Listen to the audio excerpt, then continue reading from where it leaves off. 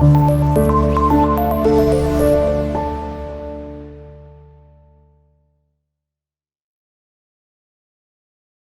day to you, everybody, all over the world.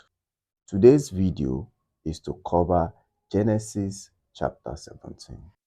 And the title of today's video is The Second Testament. If you watch the video that explained the First Testament, there are some things you will remember.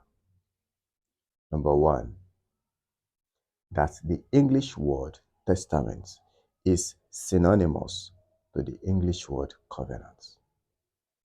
That the first covenants have a middleman. Number three, that the first covenants have a symbol. And number four, that the first covenant bring about a general change in the world. General change the first testament bring about was that after the flood water of Noah's day, then the earth started having rainy season or summer. The record of the Second Testament can be found at Genesis chapter 17. The symbol of the Second Testament is circumcision. The middleman of the Second Testament was Abraham, Terah. The symbol of the Second Testament is circumcision. Now, this raised a question. People said when God created man, he made a mistake. He forgot to have Adam circumcised. Now, he is now correcting his mistake through Abraham. Can this be true? Now, let's get to know it. Let's use the First Testament to answer this question.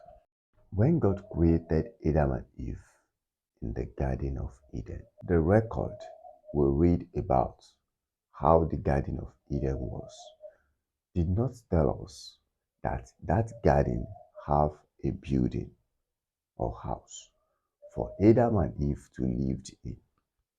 If the earth have raining season, then how could Adam and Eve cope in the Garden of Eden that has no house? But then from the days of Noah, human has had the knowledge of building house, either wooden house or any other house, which can protect them from harsh weather. So then, when the earth have raining season, definitely they will have protection. The same thing is about the issue of circumcision.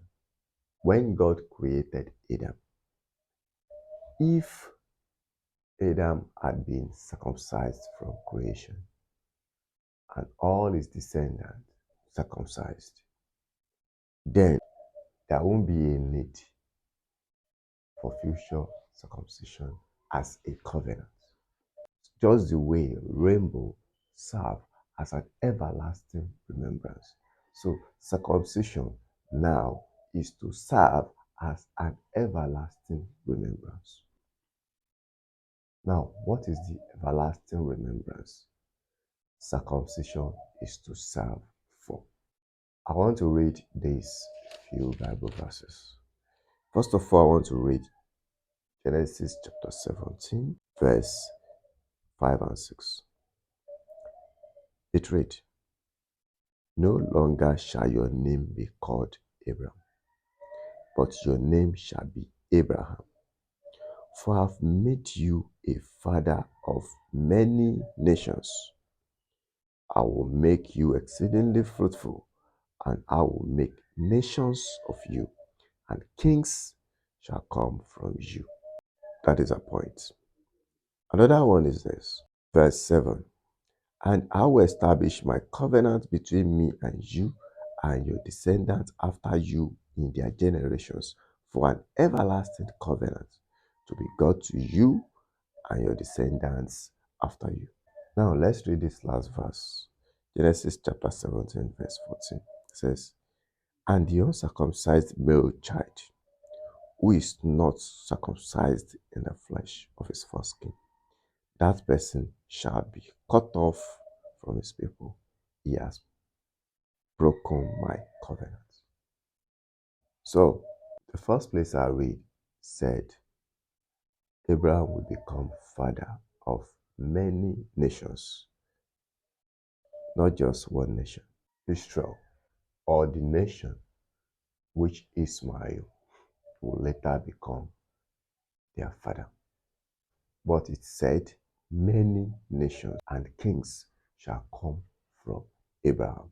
And all these nations, at verse 7, God said, I will establish my covenant between me and you and between their generations for an everlasting covenant, to be God to you and your descendants after you. Starting from Abraham's household, they all get circumcised. And since then, circumcision started spreading all over the world. Nearly every male child today got circumcised on the 8th day.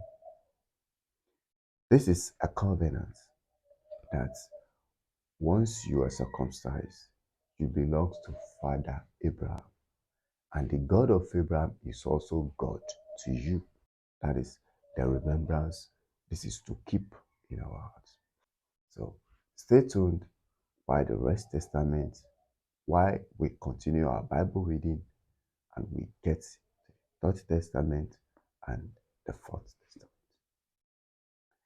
So thank you for watching.